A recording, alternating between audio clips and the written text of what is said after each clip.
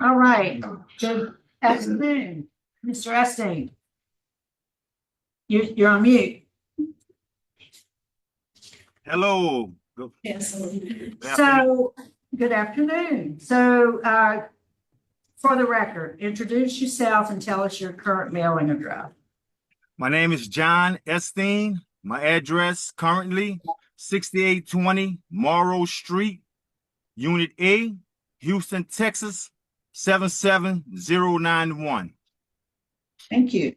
And so you're here today, Mr. Esteen, as a second felony offender seeking a commutation of your sentence. You were sentenced Correct. Jefferson Parish. Let's see, you have attempted possession with intent to distribute cocaine, and then possession with intent to distribute cocaine, 2 counts, possession of cocaine and criminal conspiracy. Your sentence was 100 years, and originally it was 150 years. You went to court and that you were resentenced to 100 years. You became eligible for good time parole supervision, I believe, and you were released to parole supervision in March of 2019. Correct. Yes, ma'am. Your case has been assigned to Mr. Freeman. Would you answer his questions? Okay, Mr. Esteen. Tell me briefly, what did you do to get yourself put in prison?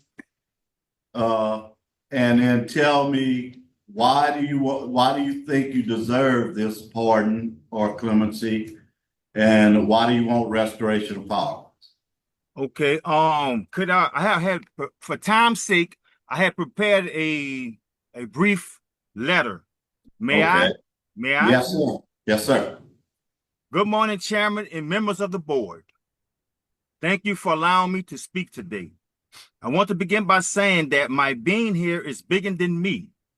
I'm here as a witness to the move of God in my life. Everything I've been through has had a purpose beyond myself. Today is not just about me seeking mercy. It's about showing what God can do when a man truly surrenders, changes, and grows. I also want to clearly acknowledge the reality of my case. I was originally sentenced to 150 years. Later, the court resentenced me to 100 years, and the parole board granted me parole on the 100-year sentence. I have now served 20 years, leaving 80 years on paper under parole. During this time, many men who were third or higher offenders, even some serving life sentences, received credit for time served and were released. Many of them based on the same legal principles that came through my case. And for that, I'm grateful. I'm grateful for these guys. If my struggle helped others return home, then God has already used my life for the good. Today, I stand before you a changed man, spiritually, mentally, and emotionally. I accept responsibility for my past, but I also know God has transformed my future. My purpose now is to help others, mentor young men, and serve my community in a positive, meaningful way. I respectfully ask the board to consider my growth, my rehabilitation, the impact my case has had on others, and the man I am today. Thank you for your time, and thank you for hearing me. Okay. Thank you for that letter. All right. And so your crime was drugs, correct? Yes, sir. User or dealer? Dealer, sir. Okay. You ever use, or it was all dealing? No, I never used drugs. Okay. And how long of a period were you selling these drugs? I say I'm a second offender, so when I came home, I came home in 85. Okay. So I went to no, I came home. I'm sorry. I'm sorry. You I talking came about home in came home from the 95. service? Yeah, I was in Desert Storm service. Yeah, thank you for serving. Yeah. I Appreciate came it. home, and then I caught a charge thereafter. Soon after that, I went to feds. Came home in 1995. After 95, it took me, I started getting back into trouble. I say like in 97. So in 1998, that's when I caught the state case. So I say about a little over a year, I was selling drugs. Okay. All right. And let's get to the people that are here. Well, first off, Warden, well, we don't have a warden in this one, okay? Let's get to the people that are here to speak on your behalf. Okay. We got Reginald Joseph, but he's not gonna speak. He's a friend. He's on Zoom. We have Sonia Bridgewater. She's your sister. She wishes to speak. Okay.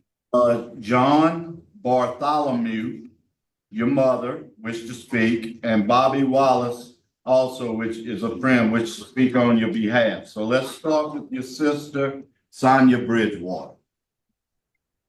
Hello, I'm Sonia. I am John Esteen's second sister, or the sister underneath him, shall I say. And I just want to testify that since we've both been home, because yes, he is my co-defendant as well. But since we have both been home, we've been both been in a community to try to help people and to say that John, when he came home, we also started a nonprofit organization as well, which we are still trying to get off the ground to be able to help people that comes home and that is be able to get jobs and stuff like that. He's got a good heart. He's always had a good heart. He continues to have a good heart. He continues to help others that is less fortunate than he is. And I just want to say that for him, for my brother, sometimes I want to punch him in the head, sometimes too, but he is a good person and I love him unconditionally. Thank you, ma'am. Appreciate that. You're welcome. John Bartholomew? You're on mute, ma'am.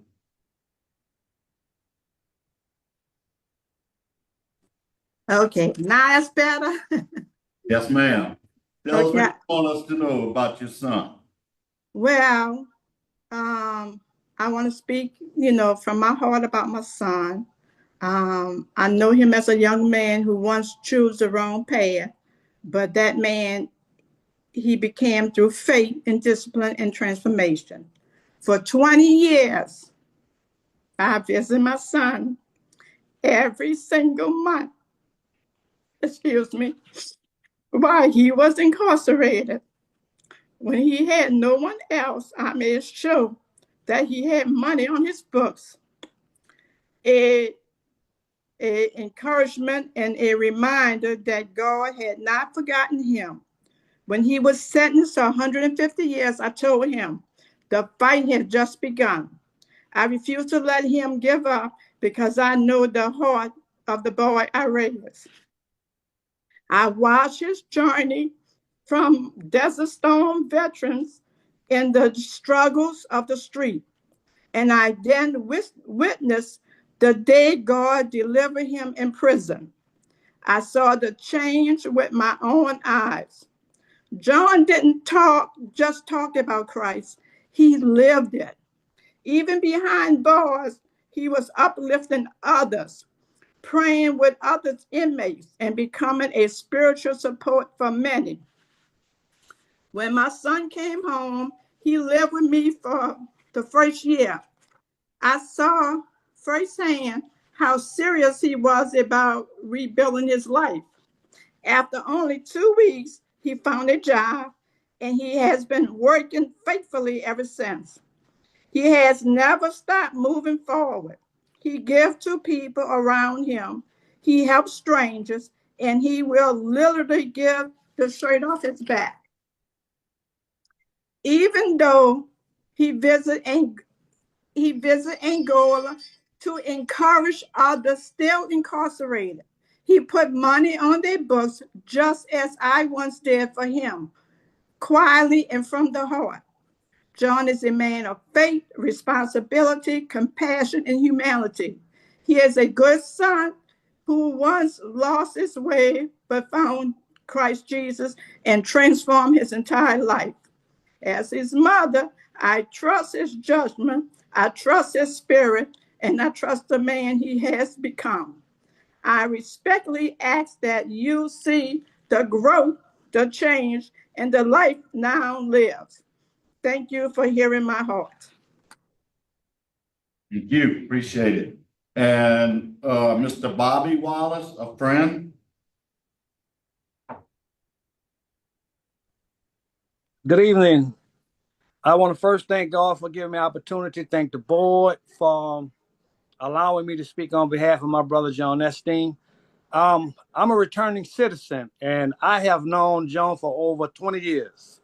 He has been an inspiration to me. Instantly, when we met, it was like a pure connection. And we have been in contact with each other because he's been a mentor to me. He's been a mentor to many other guys that are in and out of this place. We all make mistakes. And I'm sure, undoubtedly, that this brother is an asset to any community that he's in. He helps and he helps inspire and motivate not only myself, but many other individuals. And I support him in all possible ways because he is actually a model for anyone that's returning to society.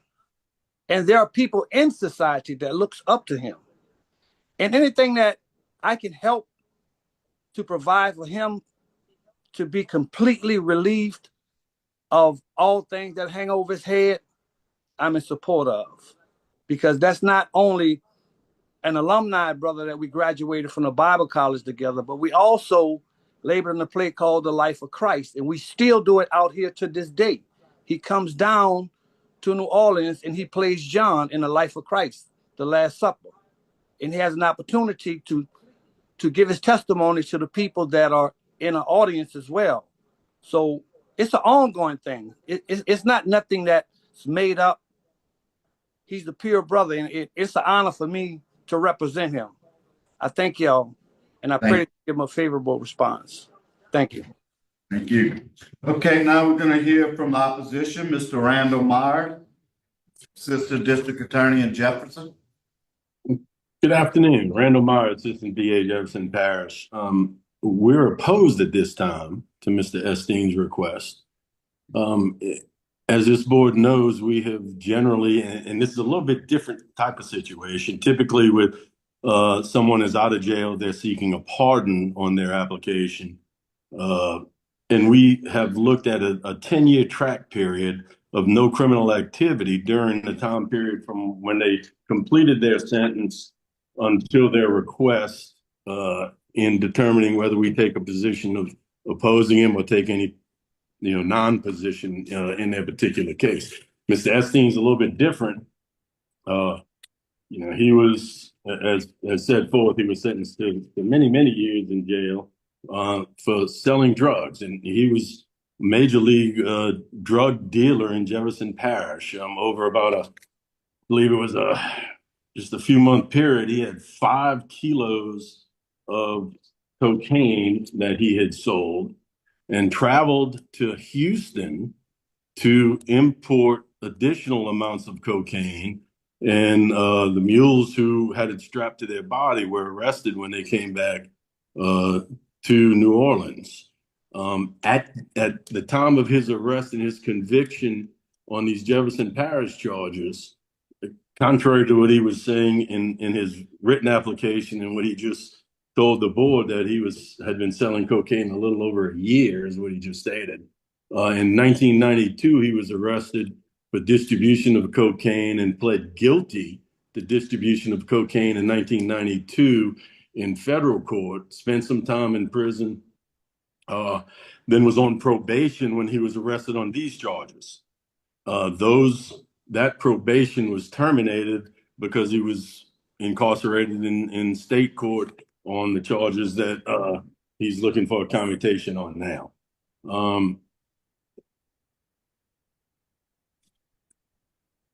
In his application, he states, for his reasons for seeking the commutation, or his job has me traveling 48 states and it's a hassle finding a way home just to renew a travel permit. We think that's an important part of the restrictions on his activity in the short time period that he's been out of jail. He should remain under supervision so that that he's being supervised, and we can be assured that he's not committing any additional offenses. That's restrictions on his movement and having to get approval to travel. Understand he has a job driving trucks is not an unreasonable requirement on him for this short period of time that he's been out of jail. He also complains that he's accomplished a lot and is an asset to society. The courts reduced his sentence from 150 to 100 years, but this is overlooking his accomplishments while in prison. Contrarily, I think his accomplishments while in prison is the reason he's out now, is the reason that he's on supervision and not serving 100 years in jail. Third, he essentially wants what everyone else got who went home, and it's a little bit funny the way he stated it in his application. Essentially, he's looking for credit for time served, that they were worse offenders than he was, but they got better results. We don't feel that that's a valid reason for granting him a commutation of sentence to time served. And again, it's only been 7 years, 5 to 7 years. I'm not exactly sure the date he was released. But it hadn't been 10 years, and 10 years is kind of the mark that we like to look at to see that someone is not getting in having additional criminal activity during that time period. And finally, he states in his application that the application asked about restitution, and he said yes, he was ordered restitution, but he says it was 80 years, and then it says that, well, he didn't pay any because it was over $50,000. I'm not exactly sure what all that means. I don't believe he was ordered to pay restitution. Maybe that's fines that were assessed against him. But in his application, he says he hadn't complied with whatever that order was, and I hadn't been able to find out what exactly that order was. But so for those reasons, at this time, and after a few additional years of living without any additional criminal activity, we may take another, we'll look at it again. We may take another position on that. But as of today, because of the short time that he has been out of jail, we are opposed to a commutation. Thank you. Okay, thank you. Okay, Mr. Epstein. So how long have you been out? How long have you been on supervision? You're on mute. I'd like I've been out for 6 years, going on 7 years, sir. I'd like to say something that came to my attention as he was speaking, the DA was speaking. I'm on inactive parole now. I'm not under supervision any longer because of the new law. The new law requires that nonviolent offenders do 3 years successfully once they're released from prison. And when I applied, we hear today, I had 5 years or 6 years in, or 5 years in, because this is the 6th year that going on 7 now, that I have been out on the streets, being successful, been important in people's lives, doing what I supposed to have been doing the first time, that instead of still getting in trouble. That's that one. I just wanted to clear that up, and know that I was very remorseful for what I did. That's why I became the man that I am. That's why I did what I did when I was in prison. And because of another thing he had mentioned is that because of my litigating factors, the 20 years that I was in prison, it wasn't acknowledged in court. That's why I got 100 years. Now, if it was acknowledged, if I was allowed to acknowledge that, they would have ran my time together and got 30 years. I would have got credit for time served anyway. In 30 years, you still wouldn't be off supervision, correct? Well, I would with the good time I would be with the good time. I'm under No, good you'd be time. off good time, but you wouldn't be off supervision. Well, I know what you're talking about, non-active. I used to be yeah, the 'cause I had director. two. I was under So I know what the that means. the Act 47, I think that is. I gotta look it up, but anyway, I was on the double time, so I would did 2 for 1. So 30 years, I would have had to do 15. And you'd have been on supervision for 15. Okay, we're not gonna argue about Okay, this. okay. I mean, I'm just Yeah. going for what yeah. Okay. So, okay, and you are doing excellent. You haven't been arrested for anything, but you were a major player. I mean, you had $33,000 when they caught you, and 30, yeah. Mm-hmm. So, I have no further questions. Okay. I do. How much money do you owe? No, I as far as owe, this fix you got. Well, I don't owe anything now because the simple fact that I'm on inactive and everything ceased. But if I was still Now, if I was still on parole, I was Yes. I have 80 years of pay. That's why I came up with that, because with the 80 years paying $60 a month, come up to that amount. Did the judge order you to pay any fine, restitution, or fees when you were convicted? No, sir. No, sir. Not at all. Just the Where- parole. That's just the parole stipulation. Where did the $50,000 figure come up that you listed on your application? That's why I just was explaining, sir. That was to add up the money I would have to pay every month for 80 years. Okay, all right. But you're not paying anymore, correct? No, no, that's what I'm saying. Well, a lot of things change, because like he was saying, a lot of my reasons changed because my conditions changed. Yes, I was speaking on that behalf at that time because I was actively have to report once a month. Now I don't. Yeah. I've been yes. Mm-hmm. Were you a truck driver when you were dealing cocaine? No, that's why I said I should have been doing those things when I was out the first time. I wouldn't been going to prison. Right. Okay. I don't have anything. Well, I was going to ask the question about that it had you with 22 co-defendants, and then I heard Mr. Myers mention your mules. So you had, and everybody saying you were a big-time drug dealer. So if you had 22 people working under you selling drugs also, you were running many, many lives. Yes, I come to that understanding, ma'am. Now, and a lot of these guys, I try to make remorse to these guys, and a lot of my friends today, and all of them doing good. They successful, and we put all this behind us, ma'am. That's why another thing, I'm just trying to put all this behind me myself.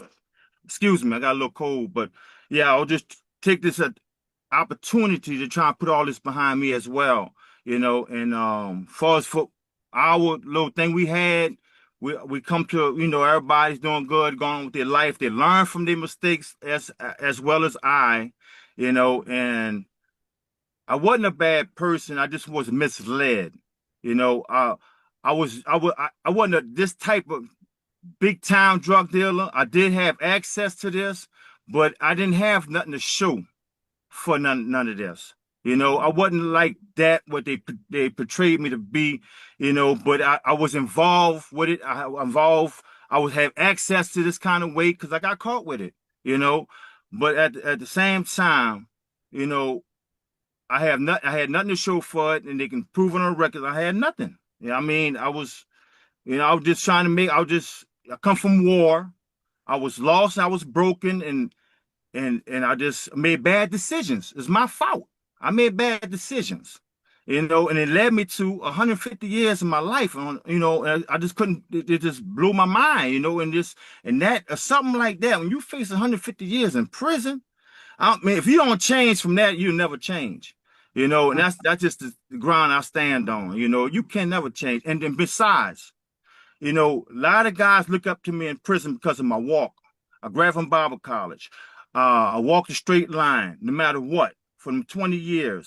And a lot of these guys, when I got my case got turned over and went to court, a lot of these guys turned their lives around because they saw the act of God in my life.